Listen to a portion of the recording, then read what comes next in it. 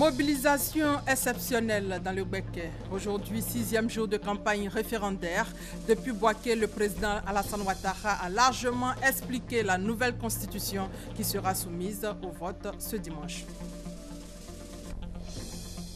Dans le domaine de la santé, un enfant meurt chaque minute des suites du paludisme dans le monde. En Côte d'Ivoire, c'est le premier motif de consultation. Dans ce 13h, on fera le point de la situation dans le pays.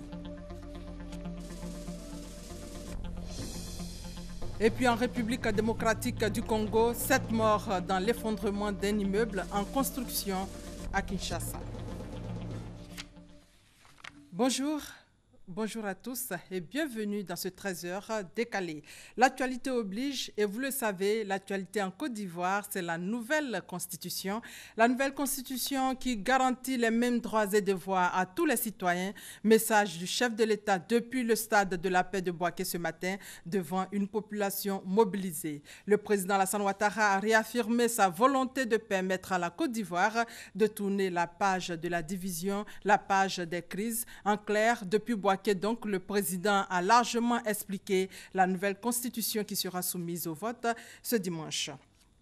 Le chef de l'État a demandé à chacun de lire la nouvelle constitution ou de la faire traduire pour mieux la comprendre. Il a expliqué que la nouvelle constitution de la Troisième République est la fondation pour la paix dans notre pays. Il a invité les populations à aller voter massivement le dimanche 30 octobre.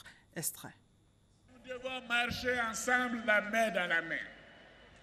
Nous devons marcher ensemble vers le développement de notre nation. Et je demande que chacun de vous prenne le temps de lire la nouvelle constitution, ou de la faire lire, ou de la faire traduire. Vous verrez que cette constitution prévoit tout ce qu'il faut pour Bouaké, pour la Côte d'Ivoire, pour la paix dans notre pays, pour les générations et des générations à venir. Donc je suis venu vous demander de sortir nombreux le 30 octobre. Je demande que votre participation le 30 octobre soit aussi forte que celle d'aujourd'hui.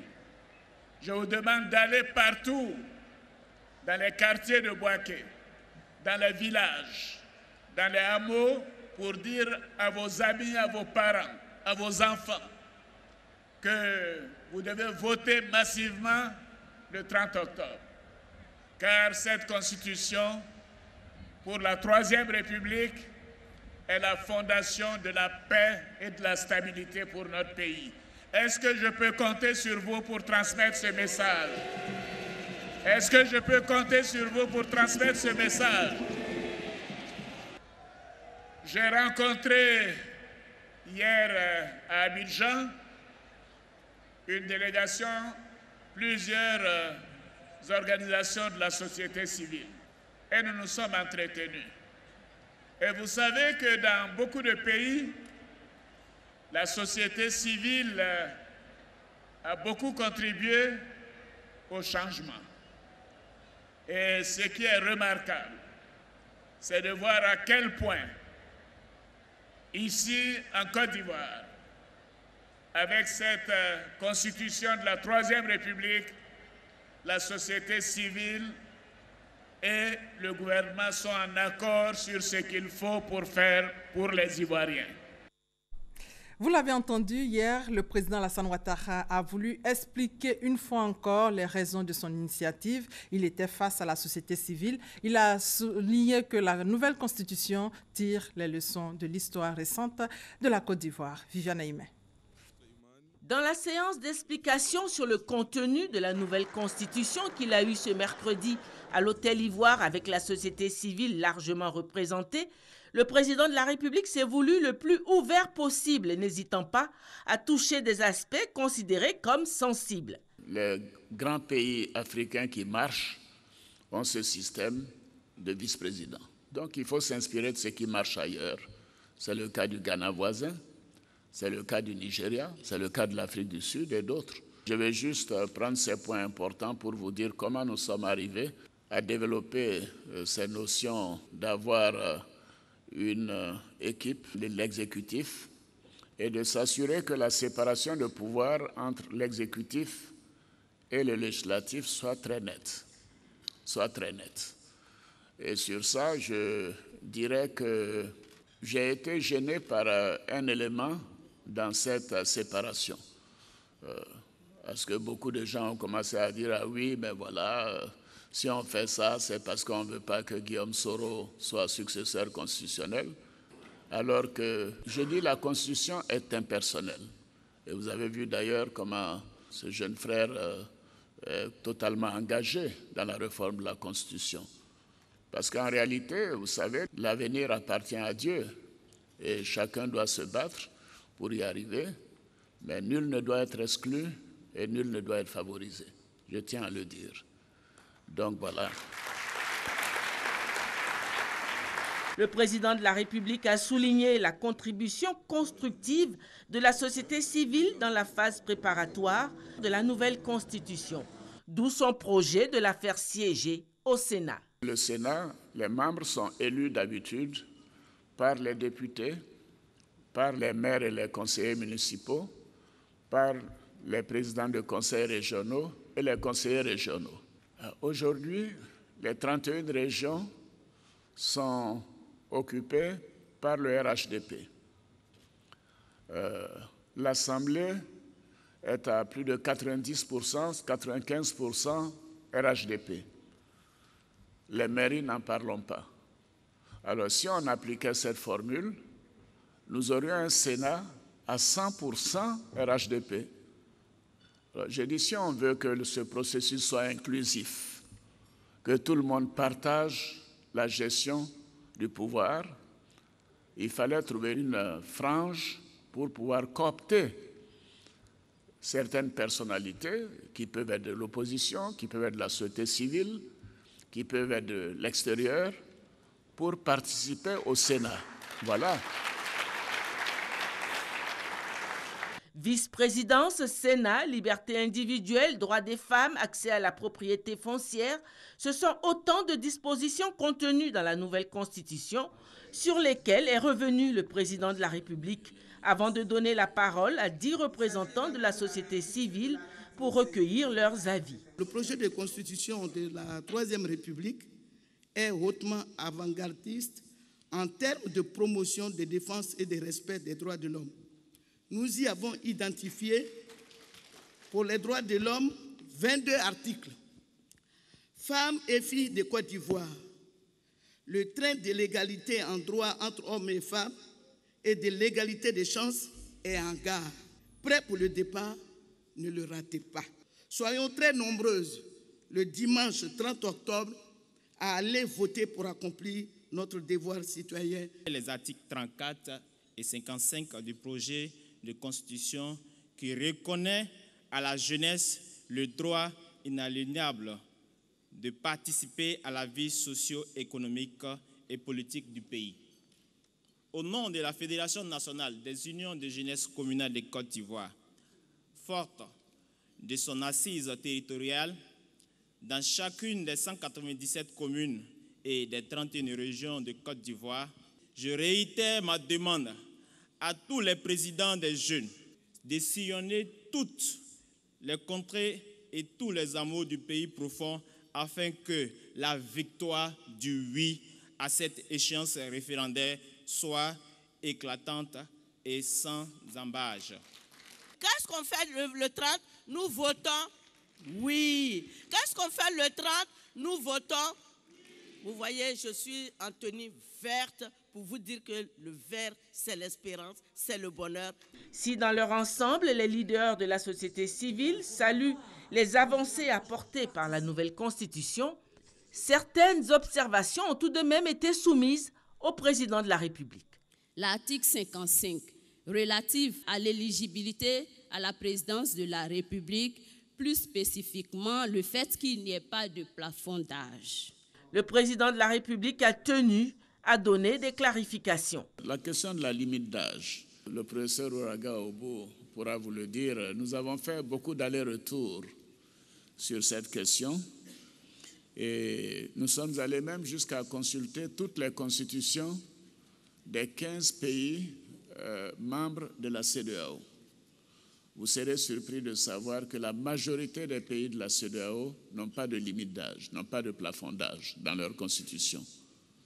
Alors, nous avions donc cette situation, mais nous avons également noté que l'accord de Linas Markoussi est un compromis. Je ne rentrerai pas dans trop de détails, mais vous pouvez imaginer, certains ont voulu que l'âge de 40 ans soit abaissé à 35 ans, et d'autres ont souhaité que l'âge de 75 ans soit déplafonné. Alors, c'est un compromis politique, comme je l'ai expliqué, que nous avons signé, y compris d'ailleurs le représentant du FPI, qui était donc son président, le président actuel du FPI, qui l'a signé. Et pour nous, c'est un document, donc, pour le moment, en tout cas au départ, avec cette constitution, ne pouvons pas modifier un compromis qui a été aussi difficile à obtenir. Et je me souviens rien que cet article a pris toute une journée de discussion sur les 5 jours que nous avons passés à Markoussi. La rencontre a pris fin dans un bon sentiment de part et d'autre d'avoir pu se parler, surtout de se sentir unis autour de la nouvelle constitution. Les représentants de la société civile se sont adressés au président de la République, initiateur du projet de la nouvelle constitution. Ils ont tous reconnu des avancées notables du projet. Jérôme Kofi Aboulin. Convivialité totale entre le président de la République, Alassane Ouattara, et les membres de la société civile ce mercredi au Sofitel Hôtel Ivoire d'Abidjan. Pour cette rencontre tant attendue sur fond de campagne référendaire, en vue de l'approbation par les Ivoiriens de la nouvelle constitution ivoirienne, le chef de l'État a choisi de rencontrer ses hôtes autour d'un repas.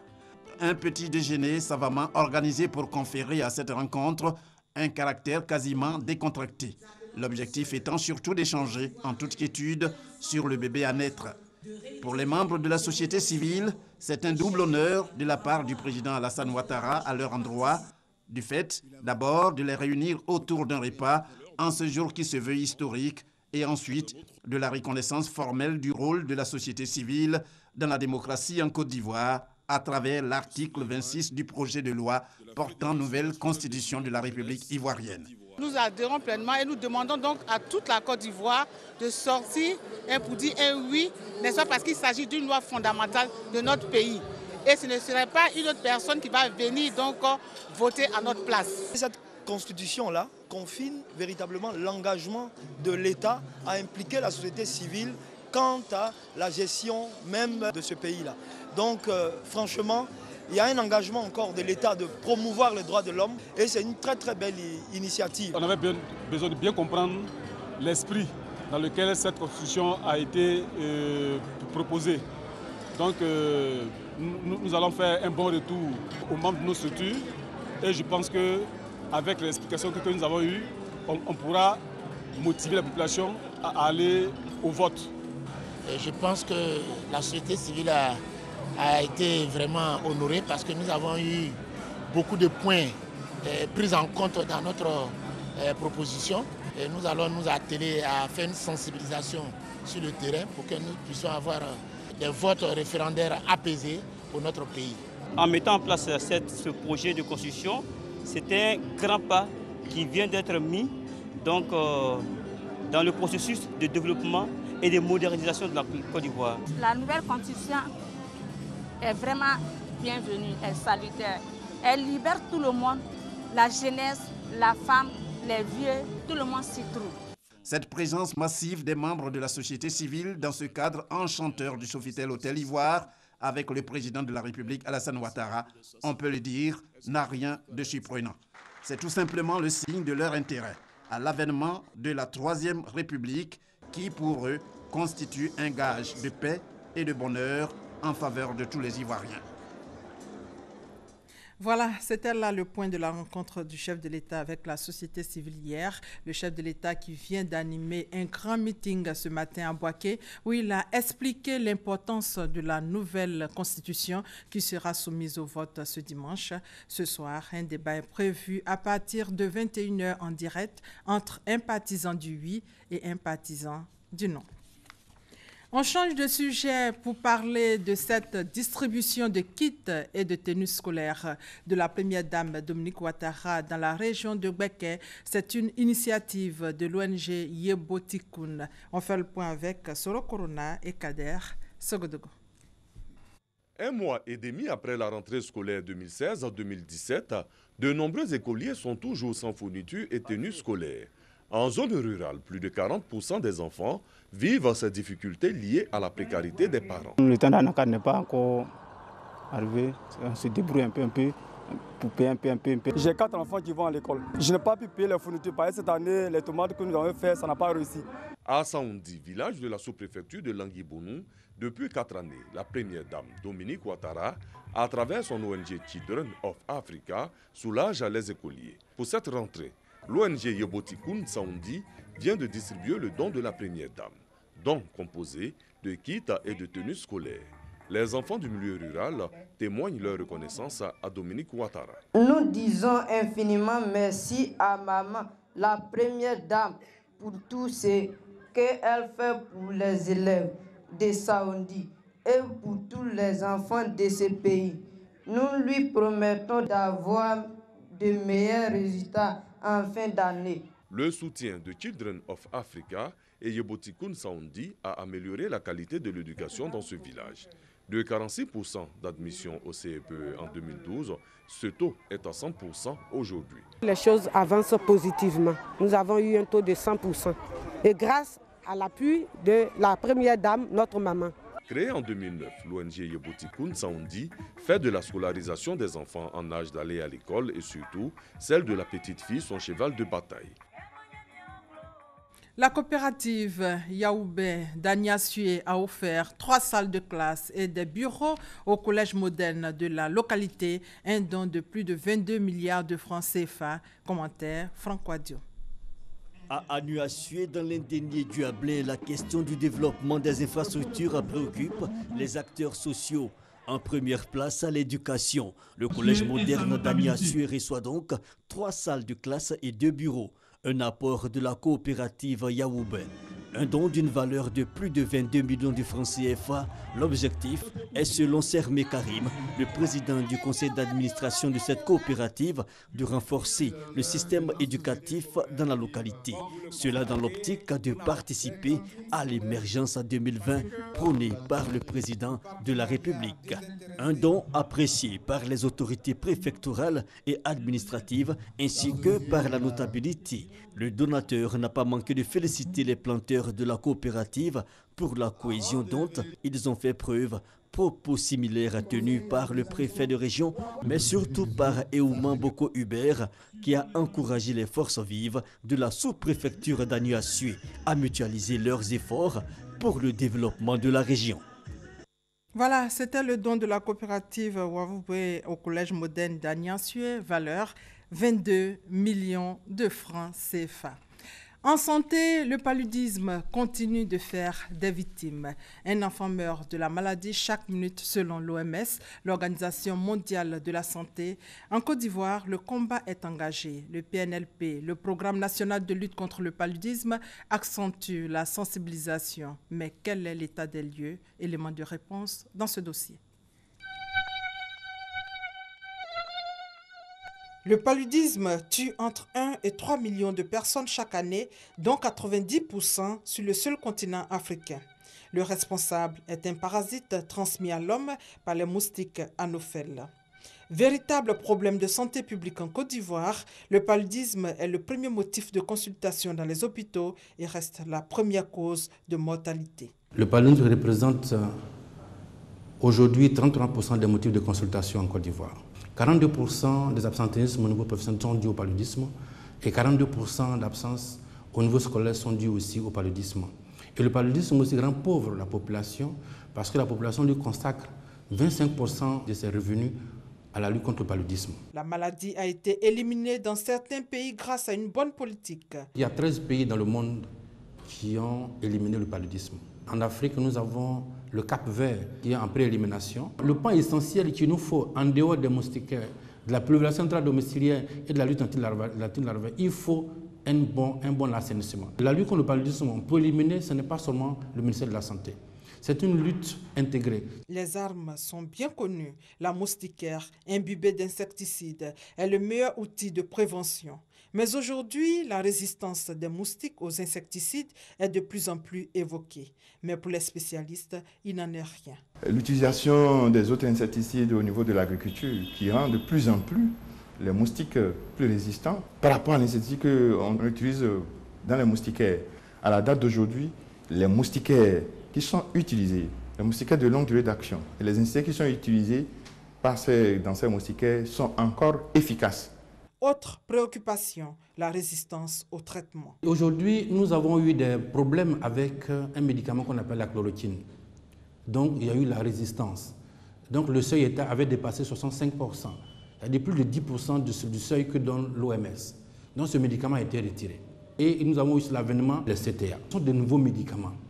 Et ces nouveaux médicaments-là sont, pour le moment, jusqu'à ce jour-là, sont sensibles. C'est-à-dire qu'ils sont sensibles et il n'y a pas de résistance encore prouvée en Côte d'Ivoire. Des traitements existent donc. Ils montrent leur efficacité quand ils sont bien pris. Les CTA que nous utilisons, ce que nous donnons à la population de Côte d'Ivoire aujourd'hui, ces médicaments sont efficaces. Et en 3 jours, la personne peut recouvrer la guérison. En Côte d'Ivoire, la situation est préoccupante mais pas alarmante. Depuis 2012, le gouvernement ivoirien et ses partenaires s'attellent à trouver une solution à cette maladie parasitaire. Il y a une campagne qui a été organisée en 2014-2015 qui a permis de distribuer près de 14 millions de moustiquaires. 95% des populations aujourd'hui disposent de moustiquaires dans leur maison. Il s'agit aujourd'hui de passer effectivement à l'utilisation. Et aujourd'hui, les moustiquaires sont distribués dans les cliniques privées et ceci de manière gratuite. En dehors de cette prévention due par la moustiquaire et chez la femme enceinte par la périmètamine, nous avons aussi le traitement, la disponibilité du traitement qui est là. Et l'État de Côte d'Ivoire a rendu gratuit le traitement du paludisme. À côté de ces différents moyens de lutte contre le paludisme, un vaccin est en train d'être mis au point et déjà il connaît une avancée significative. Aujourd'hui, nous avons des échos favorables.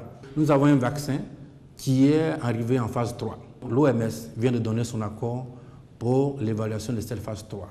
Donc si cette phase est concluante, d'ici fin 2017-2018, l'OMS pourra annoncer au monde entier qu'on a trouvé un vaccin. Le PNLP, le Programme national de lutte contre le paludisme, a décidé d'accroître ses campagnes de sensibilisation. Des efforts se multiplient donc sur le terrain pour lutter contre le paludisme, notamment la distribution des moustiquaires imprégnés et la sensibilisation sur un cadre de vie sain, car un enfant meurt chaque minute des suites de paludisme en Afrique.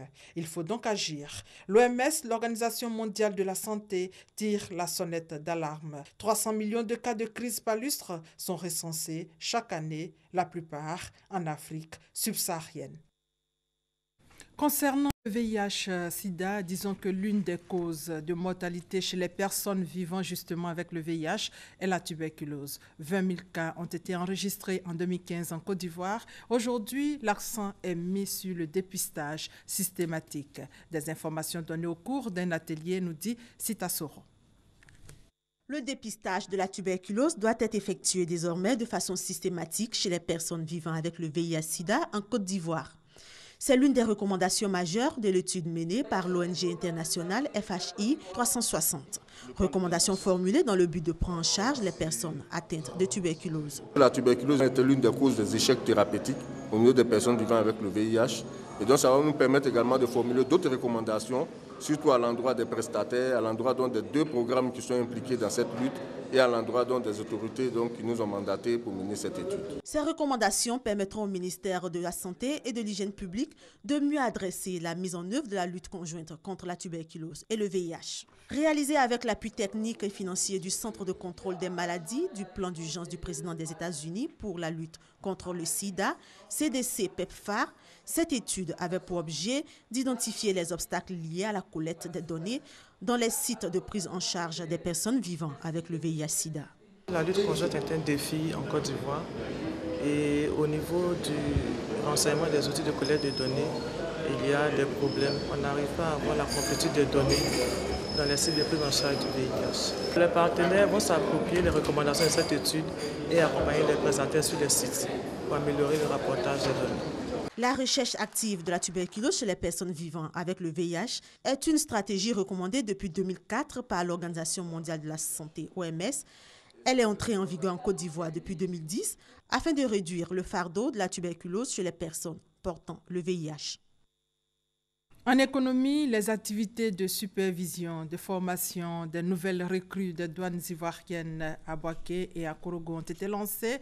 Les enjeux sont entre autres la formation pour appeler ces agents à valoriser leurs compétences au profit d'une Côte d'Ivoire de paix et de prospérité. Reportage Kwadjo Kwame.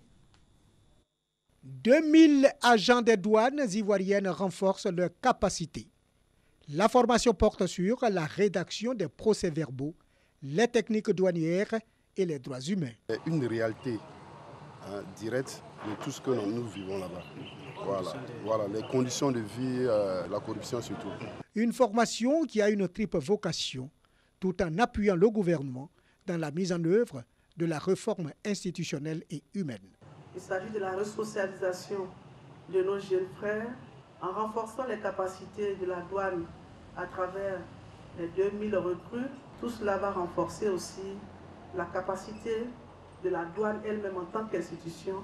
La formation qui se déroule à Bouaké et à Korogo est une perche à saisir selon le directeur régional des douanes. Que cette formation est une bouffée d'oxygène pour l'administration des douanes et surtout dans le Nord. Nous pensons que après cette formation, nos agents seront capables d'accomplir convenablement les missions qui sont les leurs, à savoir recouvrer les droits et taxes de porte, alimenter le budget de l'État, assurer la sécurité de la population. Les agents des douanes formés, une assurance pour la sécurité et la bonne santé de l'économie ivoirienne. Dans le domaine des infrastructures, les choses avancent bien dans le cadre du financement du projet de construction du barrage de Sengrobo-Awati sur le fleuve Bandama. C'est dans le département de Tabo. Les investisseurs concernés par le projet étaient sur le site en vue de finaliser le processus de financement du barrage hydroélectrique. Commentaire, Konate Moussa. Le projet de construction du barrage hydroélectrique de Sengrobo-Awati sur le fleuve Bandama se précise. Le processus de finalisation du financement est enfin engagé avec la présence des bailleurs de fonds en Côte d'Ivoire.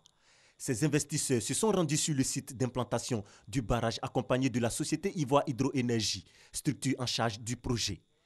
Nous avons ici donc toutes ces banques avec leurs experts, leurs conseils techniques, juridiques, financiers pour justement voir justement le site, poser des questions, faire une revue générale du projet, rencontrer toutes les parties prenantes du projet. Et c'est à la suite de ça qu'ils vont donc soumettre à leur board justement le rapport final pour qu'on puisse avoir l'accord final de prêt qui sera signé avec IHE. Cette institution financière, dont 6 de l'Europe et la Banque ouest-africaine de développement BOAD, sont concernées par le financement. Situé dans le département de Tabo, le barrage hydroélectrique de Sengrobo-Awati sera long de 1400 mètres avec une puissance de 44 MW pour une production de 215 GWh. Il va produire de l'électricité à moindre coût et favoriser des opportunités de développement dans la pêche, l'agriculture, écoles, centres de santé. Sa construction va durer 3 ans et environ 1200 emplois seront créés. D'un coût d'environ 77 milliards de francs CFA, les travaux sont prévus en 2017. Un mot de culture. Le Bureau ivoirien du droit d'auteur, le Burida, ne veut plus de forfait dans le paiement des droits d'auteur et droits voisins. Il demande que les radiodiffuseurs respectent la loi en la matière en payant correctement ces droits afin que les artistes puissent vivre décemment de leur travail. Isayo. Cri de cœur de la directrice générale du Bureau ivoirien du droit d'auteur, Burida, contre les radiodiffuseurs pour non-paiement convenable des droits littéraires et artistiques. Irène Vira fait observer que beaucoup d'organismes de radiodiffusion ne respectent pas la loi dans le domaine des droits d'auteur. Le montant forfaitaire annuel des redevances fixées pour ces autorisations délivrées aux radiodiffuseurs varie entre 100 000 francs par an et 31 millions pour les radios.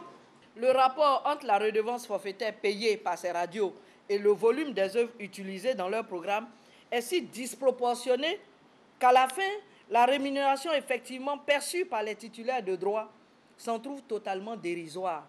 Une situation qu'elle qualifie de hold-up car il s'agit d'une appropriation frauduleuse d'un bien appartenant à autrui. En conséquence, elle invite des radiodiffuseurs au respect scrupuleux des réglementations en vigueur. Après juste avoir obtenu leur agrément d'émission, celles-ci commencent leurs activités sans aucun égard pour les propriétaires des œuvres qu'elles diffusent au quotidien dans leurs programmes. Elles ne sollicitent aucune autorisation ni aucun accord sur les conditions d'exploitation de l'œuvre ou de l'interprétation. Toutefois, dans cette grisaille, la directrice générale du Buruida reconnaît qu'il y a de bons élèves. Fort heureusement, certains opérateurs se distinguent par leur esprit civique. Ces opérateurs, la RTI, c'est-à-dire la radio-télévision nationale, qui paie à ce jour le montant le plus important de redevances de droits d'auteur et de droits voisins, et la radio Nations Unies mérite une mention toute spéciale. À défaut des non-paiements, le Buruida et ses 6000 sociétaires se réservent le droit d'user de toutes les voies légales et légitimes pour faire sanctionner toutes les formes de violation de leurs droits. Hors de nos frontières, en République démocratique du Congo, un immeuble de 5 niveaux en construction s'est effondré hier à Kinshasa, capitale de la RDC. Au moins 7 personnes sont mortes et d'autres pourront être enfouies dans les décombres. Ainsi s'achève ce 13h. Merci de votre fidélité.